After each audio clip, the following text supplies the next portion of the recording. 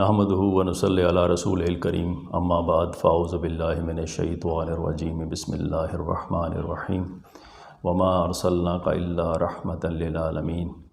رب اشرح لی صدری ویسر لی امری واحلل عقدۃ من لسانی یفقہوا قولی صدق اللہ العظیم۔ لسنرز اینڈ ویورز السلام علیکم ورحمۃ اللہ۔ ماہ ربیع الاول کے آتے ہی پوری مسلم ورلڈ میں ایک ایکسائٹمنٹ، ایک ریلیجس ایکسائٹمنٹ نظر آتی ہے۔ تمام عالم اسلام کے مسلمان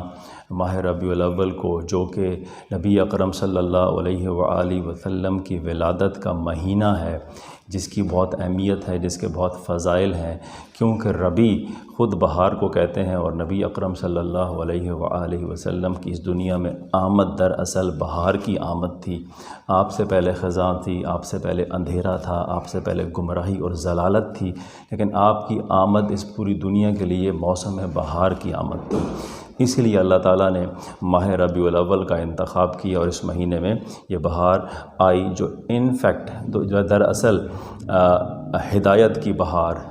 اور علم کی بہار اور روشنی کی بہار ہیں۔ لیکن اس مہینے کے آتے ہی ایک ڈیبیٹ شروع ہو جاتا ہے کہ یہ مہینہ اور اس مہینے میں جو 12 ربیع الاول کی تاریخ ہے، اس دن کو میلاد منانا ہے یا نہیں منانا، یہ بحث چلتی ہے۔ کیا آپ کا یوم پیدائش 12 ربیع الاول کو ہے، 8 کو ہے، 9 کو ہے، یا 11 ربیع الاول کو ہے؟ اس کے اوپر گفتگو ہوتی ہے، بحث ہوتی ہے، اور اس پورے مہینے میں توانائی کا ایک بڑا حصہ اس چیز کو ثابت کرنے پہ کہ میلاد منانا ہے یا میلاد نہیں منانا، اگر منانا ہے تو کس تاریخ کو منانا ہے، ایک انرجی کا بڑا حصہ اس پہ صرف ہو جاتا ہے۔ بعض لوگوں کا یہ خیال ہے کہ ہم صرف میلاد مانتے ہیں، کچھ میلاد مناتے ہیں۔ ماننے والوں کے اپنے دلائل ہیں، منانے والوں کے اپنے دلائل ہیں، اور سال کے باقی دنوں میں بھی یہ گفتگو چلتی ہے، لیکن ماہ ربیع الاول میں یہ موضوع خصوصیت اختیار کر جاتا ہے۔ اور اس طرح سے یہ بحث کرتے اپنے اپنے طریقے سے ماہ ربیع الاول کو منانے والے مناتے ہیں۔ ربیع الاول کا مہینہ چلا جاتا ہے، دوسرے ایام آ جاتے ہیں، اور انسان اپنی زندگی کے باقی معاملات میں مصروف ہو جاتا ہے۔ لیکن اکثر یہ دیکھنے میں آیا ہے کہ مسلمانان عالم یقیناً نبی اکرم صلی اللہ علیہ وآلہ وسلم سے محبت، آپ کا عشق اور آپ سے ایک والہانہ لگن، یہ تمام مسلمانوں کے ایمان کا بنیادی تقاضا ہے، اور تمام مسلمان مختلف انداز سے اس کا اظہار بھی کرتے ہیں۔ لیکن ایک اور چیز جس کی طرف ہم اکثر ہماری توجہ نہیں جاتی، کہ ہم اس مہینے کو مناتے ہیں، اپنے ذوق کے مطابق نعت گوئی کرتے ہیں، اپنے ذوق کے مطابق مختلف محافل یا محفلوں کا انعقاد کرتے ہیں، اپنے ذوق کے مطابق اور مختلف پروگرامز کیے جاتے ہیں گھروں میں، مسجدوں میں، مختلف اداروں کے اندر۔ لیکن ایک چیز جس کی کمی ہمیشہ سے رہی ہے، جو ہمیشہ سے ایک ویکیوم کے طور پہ ہے، کہ ہم یقیناً سب عاشق رسول ہیں، ہم سب نبی اکرم صلی اللہ علیہ وآلہ وسلم سے محبت کرنا اور بے انتہا محبت کرنا اپنے ایمان کی بنیادی ضرورت سمجھتے ہیں۔ لیکن انفارچونیٹلی ہم میں سے اکثر لوگ، عام لوگ، ایون کہ بہت سارے پڑھے لکھے لوگ بھی، وہ سیرت نبی سے واقف نہیں ہیں، سیرت نبی کا مطالعہ نہیں کرتے، سیرت النبی کو سمجھتے نہیں ہیں، سیرت النبی کو اختیار کرنے کی کوشش نہیں کرتے۔ چند تعارفی جملے، چند تعارفی باتیں، چند واقعات ہم سب نے یاد کیے ہیں، جو بچپن میں اسکول کی کتابوں میں ہم نے پڑھے، یا چند اور ایسی چیزیں جو سنت کے امور ہیں جن کو ہم نے اختیار کیا ہوا ہے، اور بس اسی پہ ہم کفایت کرتے رہتے ہیں۔ تو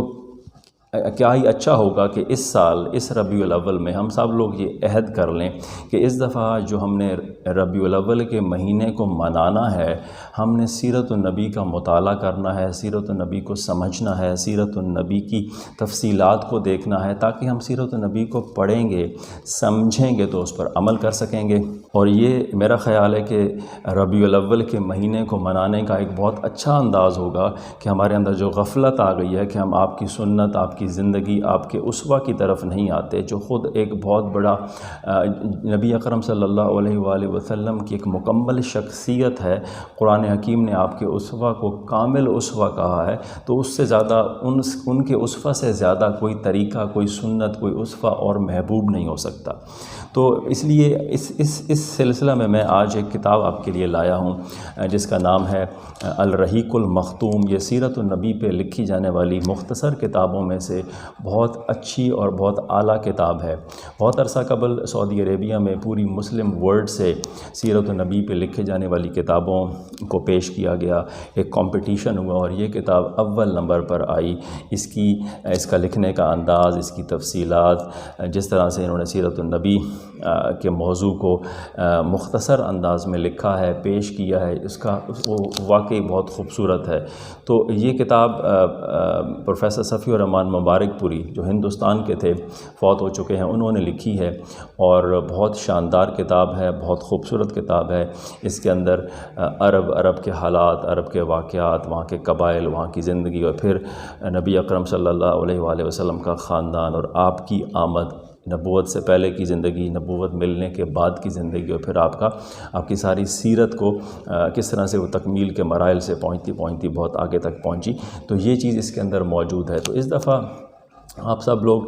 اسی مہینے میں یہ کتاب خریدیں، یہ 700 سے 800 روپے میں آپ کو مارکیٹ سے مل جائے گی، اور اس کا مطالعہ شروع کریں اور اپنے لیے ایک ٹارگٹ سیٹ کریں کہ میں نے نیکسٹ 2 منتھس میں یا نیکسٹ 3 منتھس میں اس کو کمپلیٹ کرنا ہے۔ آپ کسی اور کتاب کو بھی لے سکتے ہیں، ضروری نہیں کہ آپ الرحیق المختوم کو ہی پڑھیں، لیکن کیونکہ یہ ایک مختصر کتاب ہے، بہت اچھی کتاب ہے، پوری دنیا میں پڑھنے والے اس سے استفادہ کرتے ہیں، اس کی اہمیت کو سمجھتے ہیں، اور سب سے اہم بات کہ اس میں کسی مسلک کا فلیور آپ کو نظر نہیں آتا۔ تمام باتیں بہت